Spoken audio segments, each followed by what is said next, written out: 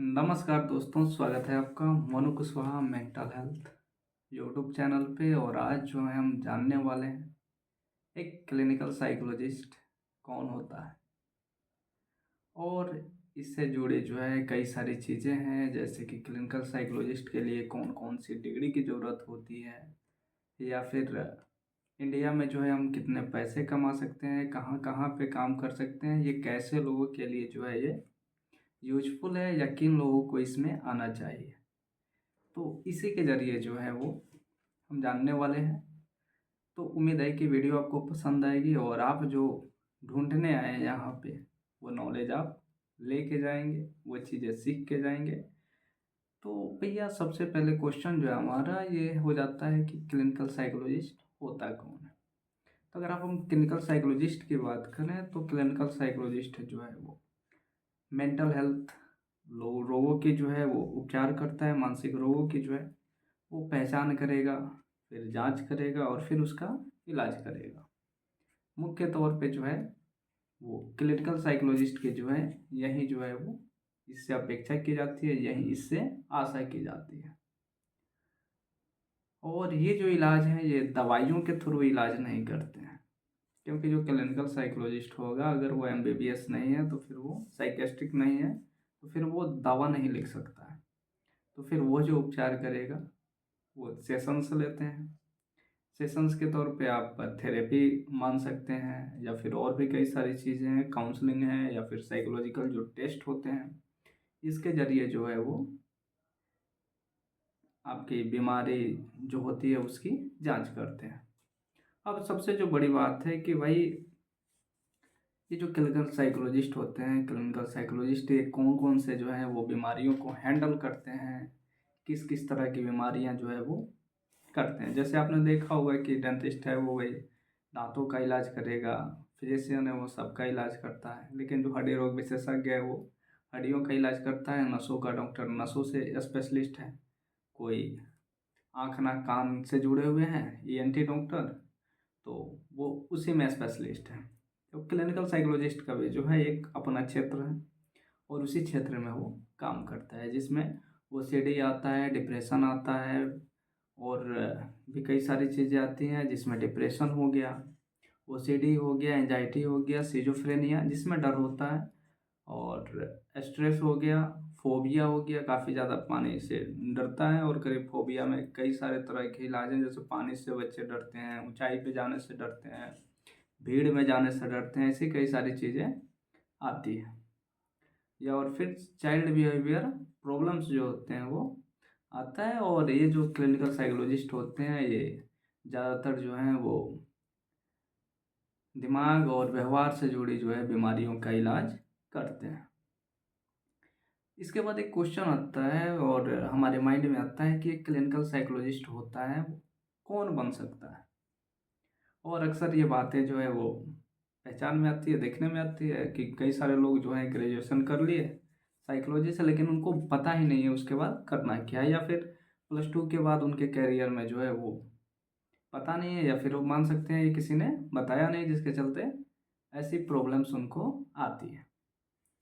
तो मैं आपको बताना चाहता हूँ कि सबसे पहले जो है अगर आप क्लिनिकल साइकोलॉजिस्ट के तौर पे काम करना चाहते हैं तो सबसे पहली जो चीज़ है वो ये है कि आपको ग्रेजुएशन जो है वो आपका साइकोलॉजी से होना चाहिए। आपका जो मेजर सब्जेक्ट है अभी के समय में जो 2020 नीति आई है यहाँ से, तो आपका जो मेजर सब्जेक्ट है वो साइकोलॉजी से होना चाहिए। इसके बाद क्या है कि अगर आप 75% नंबर अपना ग्रेजुएशन में लेके आते हैं 4 साल के, तो फिर यहाँ से जो है आप डायरेक्ट पीएचडी कर सकते हैं। लेकिन अगर आप पीएचडी नहीं कर रहे हैं तो आप PG diploma in clinical psychology से करके और असिस्टेंट के तौर पे काम कर सकते हैं। आपको अपना एक लाइसेंस मिल जाता है RCI rehabilitation council of India, जिसमें सीआरआर सेंट्रल जो है वो रिहैबिलिटेशन जो होता है वो सेंट्रल के थ्रू प्रोवाइड कराया जाता है। और सीआरआर में जो है आपको अपने एकेडमिक जो है उनसे उनका जो है डिटेल्स भरना होता है। जब आप पीजी डिप्लोमा करेंगे या पीएचडी करेंगे वहाँ पे आपका आरसीआई लाइसेंस जो है वो अप्रूव करवाया जाता है, फिर वहाँ से आप अपना काम करते हैं। फिर एक क्वेश्चन आता है कि हमारे दिमाग में कि भैया अगर मान के चलो कि हमने कर लिया तो भैया हमारी सैलरी कितनी हो सकती है। तो इंडिया में जो है ज़्यादातर सैलरी इसकी शुरुआत होती है वो 20,000 से लेकर 35,000 के बीच में शुरुआत होती है। 50,000 तक भी जाती है 2-3 सालों के एक्सपीरियंस में। लेकिन अगर आप अच्छे खासे एक्सपीरियंसड हैं और उस हिसाब से आपने अपनी ट्रेनिंग ली है, उस हिसाब से आपने काम किया है, तो फिर आपको जो है ये वो काफ़ी ज़्यादा 1 लाख प्लस की सैलरी भी ऑफर की जाती है। और कि जो क्लिनिकल साइकोलॉजिस्ट होते हैं वो एनजीओ में काम कर सकते हैं, हॉस्पिटल में काम कर सकते हैं, स्कूल में काम कर सकते हैं, प्राइवेट प्रैक्टिस के तौर पे काम कर सकते हैं। ऐसी कई सारी चीज़ें हैं जहाँ पे वो काम करके और अपना जो है खर्च भी वहन कर रहे हैं और पैसे भी अच्छे खासे बना रहे हैं। क्लिनिकल साइकोलॉजी के बारे में कहा जाता है भैया ये ग्लैमरस के लिए नहीं है। यहाँ पे ग्लैमरस आपको नहीं मिलेगा। आप बहुत ज़्यादा मौज मस्ती करना चाहते हैं तो नहीं मिलेगा, क्योंकि यहाँ पे आपको कंटिन्यूअसली पढ़ाई करना होता है। कंटिन्यूअसली आपको इसमें लगा रहना पड़ता है और आप रिसर्च के तौर पे भी आगे जाके काम कर सकते हो। तो बहुत सारी चीज़ें हैं इसमें, ग्लैमरस के लिए आना ही मत। अगर आप ग्लैमरस चाहते हो क्लिनिकल साइकोलॉजिस्ट के तौर पे तो आपको ज़रूरत नहीं है यहाँ पे आने की। आप इस साइकोलॉजी में ही कई सारे जगहों पे जा सकते हो जिसमें है जैसे काउंसलिंग भी हो गया और भी बिहेवियरल हो गया और भी कई सारी चीज़ें हैं। लेकिन यहाँ पे इसके अलावा जो नार्को टेस्ट वगैरह करते हैं खास करके यूपीएससी लेवल के जो साइकोलॉजी से तैयारी किए होते हैं उनको भी जॉब प्रीफर किया जाता है। जो लोग मदद करना चाहते हैं लोगों की उनके लिए ये चीज़ अच्छा है। लोगों के दिमाग को समझना चाहते हैं तो भी अच्छा है। अपनी लाइफ को मीनिंगफुल बनाना चाहते हैं तो उनके लिए भी एक बहुत ही अच्छा जो है कैरियर ऑप्शन हो सकता है। और अंत में यही कहना चाहूँगा कि भैया वीडियो आपको अच्छा लगा, आपके दोस्त होंगे वो भी करना चाहते होंगे और आप भी करना चाहते हैं तो फिर आप उनको भेज सकते हो, वीडियो बता सकते हो कि क्लिनिकल साइकोलॉजी जो है वो बहुत ही अच्छा फील्ड है, लेकिन ये लगा रहने वाला फील्ड है। इसमें आप छोड़ के नहीं भाग सकते कि एक बार जैसे गवर्नमेंट जॉब हो गई छोड़ दिया, नहीं। इसमें आपको लगा रहना पड़ेगा, कंटिन्यूअसली काम करना पड़ेगा। और एक बार जब आप सेट हो गए फिर इसमें तो भैया पैसा बहुत है, लेकिन पैसे से ज़्यादा जो है वो मदद की ज़रूरत होती है।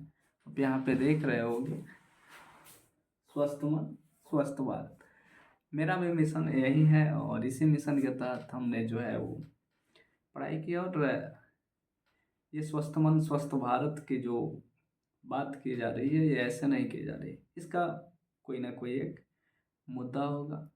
अगर स्वस्थ मन ही नहीं है, एक नॉर्मल समाज की जो है वो बेहतरीनता हम चाहते हैं तो वो समाज जो है एंजाइटी डिसऑर्डर से नहीं जुड़ा होना चाहिए।